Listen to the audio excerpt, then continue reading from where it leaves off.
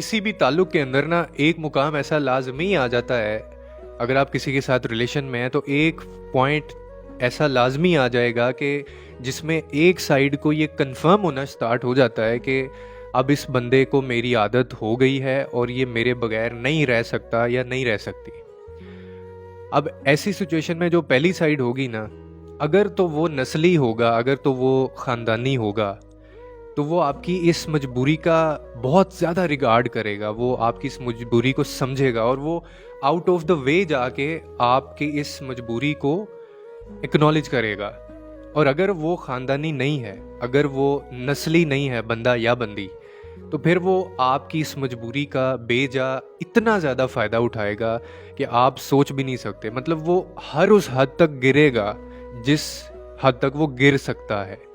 आपको ब्लैकमेल करेगा, आपको इमोशनल ब्लैकमेल करेगा, आपसे फ़ायदा उठाएगा, आपको तकलीफ़ देगा, आपको अज़ियत देगा, आपको ऐसी सूरत हाल में मतलब आपके लिए ऐसी सिचुएशंस पैदा कर देगा कि क्योंकि उसको कन्फर्मेशन तो मिली हुई है कि आपने हर हाल में ये काम करना ही करना है, आपने बातें माननी ही माननी है उसकी।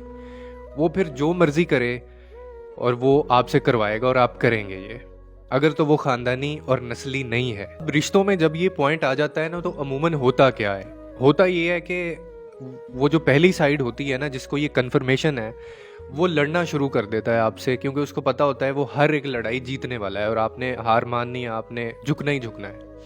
तो जो पहली साइड वाले बंदे हैं ना, उनको मैं एक बात कहना चाहता हूँ कि यार, पहली बात तो ये है कि अगर अल्लाह ने आपको किसी की आदत बना दिया है ना, किसी को आपकी आदत महसूस करवाई है, तो ये अल्लाह का बड़ा करम है आपके ऊपर कि उसने आपको इस काबिल समझा है। और ये बहुत बड़ी बात होती है, किसी की आदत हो जाना किसी को, ये बहुत बड़ी बात होती है। इसका मतलब है वो बंदा आपके लिए कुछ भी करने के लिए तैयार है।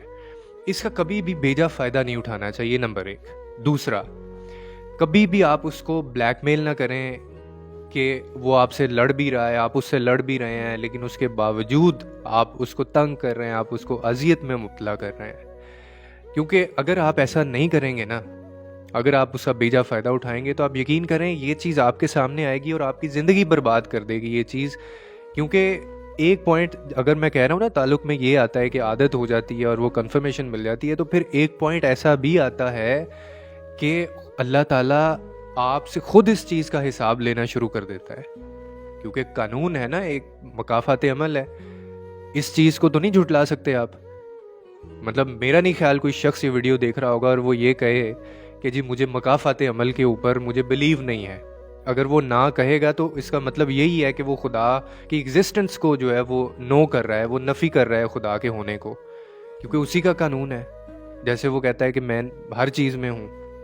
तो कभी भी किसी को ऐसी एक तो सिचुएशन में ना डालें, और अगर वो आ गया है इस सिचुएशन में, ऐसे हालात हो गए हैं, उसको आदत हो गई है आपकी, तो रिगार्ड किया करें उसकी इस चीज़ का, उसको आउट ऑफ द वे जाके एक्नॉलेज किया करें।